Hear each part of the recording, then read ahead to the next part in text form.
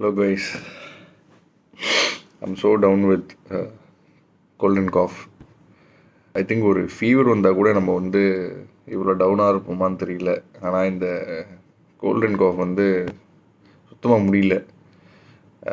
இப்போ தான் training session start பண்ண கொஞ்ச நாளில் வந்து எனக்கு இந்த சர்விக்கல் மசில்ஸ் ஃபுல்லாகவுமே வந்து செம்ம பெயின். ஆனால் அது வேறு எலிமெண்ட்ஸ்னால, ரன்னிங்னால இல்லை, மொபைல் கேம் ரொம்ப யூஸ் பண்ணுறது அண்ட் 2-3 தலைக்காணி வச்சு படுக்கிறது, சிஸ்டம் யூஸ் பண்ணும்போது கொஞ்சம் கீழே குனிஞ்ச மாதிரி பார்த்து யூஸ் பண்ணுற மாதிரி இருந்துச்சு, கொஞ்சம் கரெக்டான ஹெட் பொசிஷனில் வைக்காதனால. ஸோ அதெல்லாம் சேர்ந்து அந்த நெக் பெயின் ரொம்ப ஓவரானதுனால இப்போ தான் அதுக்கு ஃபிசியோ போயிட்டு இருந்தேன். ஆல்மோஸ்ட் அது முடிகிற ஸ்டேஜு.